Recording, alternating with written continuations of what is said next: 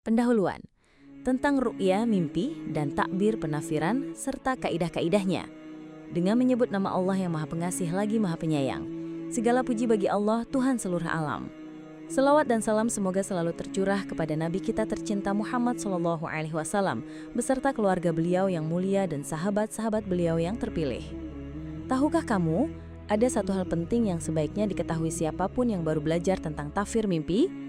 Apa yang kita lihat dalam tidur itu sebenarnya terbagi menjadi dua macam. Pertama, mimpi yang datang dari Allah Ta'ala. Dan kedua, mimpi yang datang dari syaitan.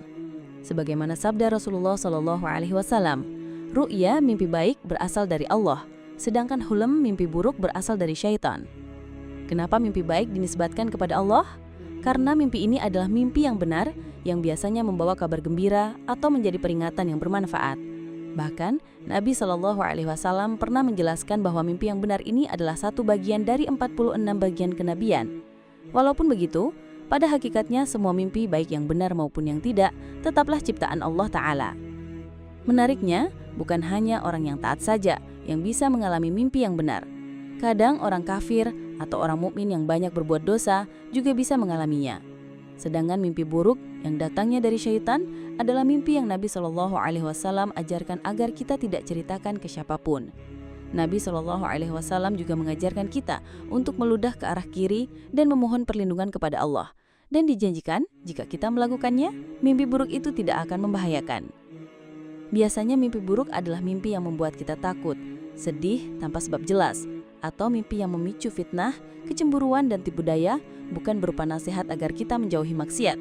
Karena syaitan tentu tidak akan pernah menasihati kita supaya tidak berbuat dosa. Mimpi ini disandarkan kepada syaitan karena memang dialah yang menggoda kita.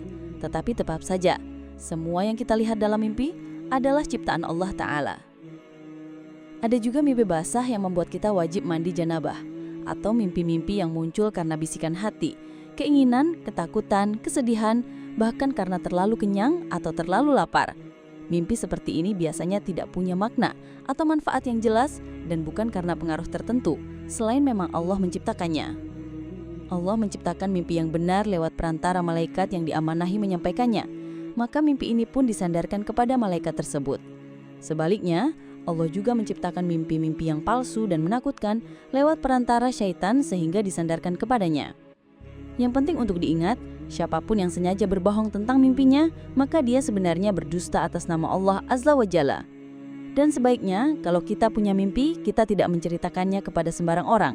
Ceritakanlah hanya kepada orang yang berilmu, yang bijak menasehati atau orang yang kita percaya punya niat baik, sebagaimana diajarkan dalam riwayat-riwayat yang sahih. Bagaimana seorang ahli tafsir mimpi bersikap? Dalam menafsirkan mimpi, seorang ahli tafsir mimpi atau mu'abbir dianjurkan untuk berhati-hati. Kalau ia mendengar sebuah mimpi dan merasa tidak sanggup menafsirkannya, mungkin karena mimpi itu terasa buruk atau karena memang belum tahu maknanya, ia cukup mendoakan yang baik. Misalnya, ia bisa berkata, "Semoga mimpi itu menjadi kebaikan untukmu dan keburukan bagi musuh-musuhmu. Semoga kau mendapat kebaikan dan dijauhkan dari keburukan." Dan kalau mimpi itu ia duga menyangkut kaum muslimin secara umum, doanya juga sedikit berbeda. Semoga ini menjadi kebaikan bagi kita semua dan keburukan bagi musuh-musuh kita. Semoga kita memperoleh kebaikan dan dijauhkan dari keburukan. Ada juga waktu yang lebih utama untuk menafsirkan mimpi, yaitu di pagi hari, terutama setelah sholat subuh. Kenapa? Karena di pagi hari biasanya pikiran kita masih jernih, belum banyak urusan yang memenuhi kepala, dan si pemimpi juga masih segar mengingat mimpinya. Rasulullah sendiri pernah berdoa, "Ya Allah, berkahilah umatku di waktu paginya." Bagaimana proses menafsirkan mimpi? Yang perlu diingat, menafsirkan mimpi itu sebenarnya adalah sebuah proses menduga dan menganalogikan, bukan sesuatu yang pasti 100% benar. Penafsiran bisa dilakukan dengan melihat makna dari apa yang muncul di mimpi atau kadang juga dengan memperhatikan nama-nama dan akar katanya, istiqoq. Karena sifatnya yang berupa dugaan dan perbandingan, hasil tafsir mimpi tidak boleh diyakini sepenuhnya, kecuali kalau nanti benar-benar terbukti di dunia nyata. Seorang ahli tafsir mimpi juga tidak boleh menebak mimpi dengan cara-cara yang tidak benar, seperti memakai ramalan burung atau hitungan astrologi. Beberapa hal yang perlu diketahui tentang mimpi. Nabi SAW bersabda bahwa setan tidak bisa menyerupai beliau dalam mimpi. Jadi kalau seseorang bermimpi bertemu Rasulullah, maka benar-benar ia telah melihat beliau. Selain itu, orang yang sudah meninggal berada di alam kebenaran, sehingga apa yang mereka sampaikan dalam mimpi juga benar, asal tidak ada unsur fitnah atau tipu daya di dalamnya. Hal yang sama juga berlaku pada ucapan anak kecil yang belum mengenal dusta atau hewan yang tiba-tiba bisa berbicara di dalam mimpi. Perkataan mereka adalah benar dan menjadi tanda kebesaran Allah. Sebaliknya, ada juga orang-orang yang meskipun berbicara dalam mimpi, kata-katanya tetap tidak dapat dipercaya. Misalnya para tukang sihir, tukang ramal, atau siapa saja yang di dunia nyata memang gemar berdusta. Orang yang sedang junub, mabuk, budak, anak-anak, atau pelayan perempuan yang mudah dipermainkan setan dalam mimpinya, kadang tetap bisa saja mengalami mimpi yang benar. Tapi secara umum, orang yang sering berdusta dalam kehidupan nyata, mimpinya juga sering jadi dusta.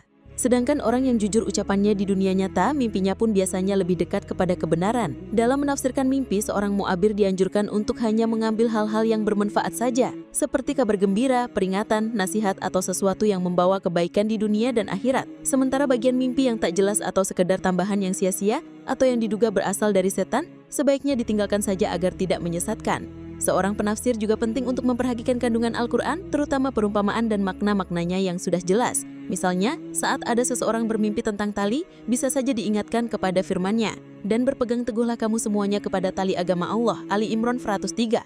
Atau ketika ada mimpi tentang wanita yang tampak lembut dan putih, bisa diingatkan kepada firman-Nya, seakan-akan mereka telur yang tersimpan baik, As-Saffat 49. Dan saat bermimpi melihat kayu yang tersandar, mungkin bisa dikaitkan dengan firman-Nya tentang orang-orang munafik, seakan-akan mereka kayu yang tersandar, Al-Munafikun 4. Atau jika seseorang bermimpi tentang raja, bisa diingatkan firman-Nya, sesungguhnya raja-raja apabila memasuki suatu negeri mereka akan merusaknya, An-Naml 34. Begitu juga jika bermimpi tentang peperangan bisa dihubungkan dengan firman Allah, jika kamu meminta keputusan untuk menang, maka sungguh telah datang kepadamu keputusan itu, kemenangan, Al-Anfal 19.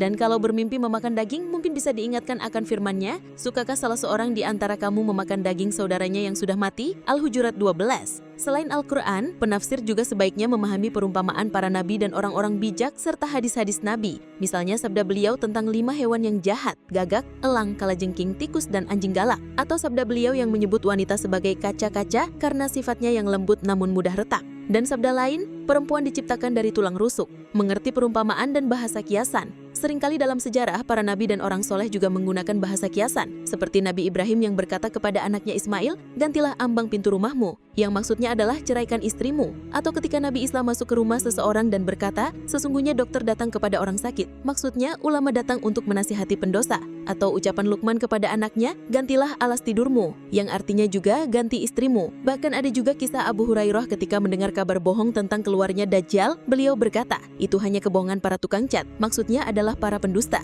Memahami syair dan makna simbolik. Penafsir juga kadang perlu memahami syair dan makna simboliknya. Seperti dalam syair, seorang penyeru memanggilku pada jamuan dan segelas minuman, yang ku minum bukan air dan bukan pula khamar. Yang dimaksud penyeru adalah nyanyian dan segelas minuman adalah mulut wanita. Atau syair lain yang mengatakan, Narsisus tak punya janji, hanya as yang setia.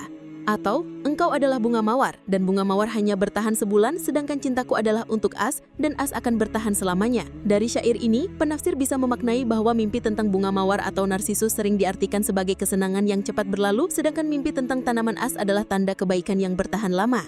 Memahami asal kata dan makna nama. Penafsir mimpi juga perlu memahami asal-usul kata. Misalnya, kufir berarti menutupi, maghfirah juga berarti menutupi dosa, zalim adalah menempatkan sesuatu bukan pada tempatnya, fasik adalah keluar dari ketaatan. Selain ilmu, penafsir juga perlu memperbaiki diri sendiri, menjaga makan dan minum, memperbaiki niat dan mengikhlaskan amal, agar mendapat firasat yang lebih baik. Jenis-jenis mimpi yang benar. Mimpi yang benar, ru'yo sodikoh, terbagi menjadi dua, yaitu mimpi yang maknanya jelas dan langsung dapat dipahami, dan mimpi yang maknanya tersembunyi dalam simbol atau bentuk-bentuk tertentu. Selain itu, waktu mimpi juga penting, misalnya sesuatu yang punya sifat tertentu di musim panas atau musim dingin ditafsirkan sesuai musimnya, seperti pohon, buah, api, ular, laut, atau kalajengking. Begitu juga mimpi malam ditafsirkan sesuai sifat malam, dan mimpi siang sesuai sifat siangnya, seperti matahari, bulan, bintang, cahaya, kegelapan, landak, kelebawai. Dengan memahami semua itu, seorang penafsir mimpi bisa menafsirkan mimpi dengan lebih bijak, lebih mendalam, dan lebih bermanfaat untuk si pemimpi.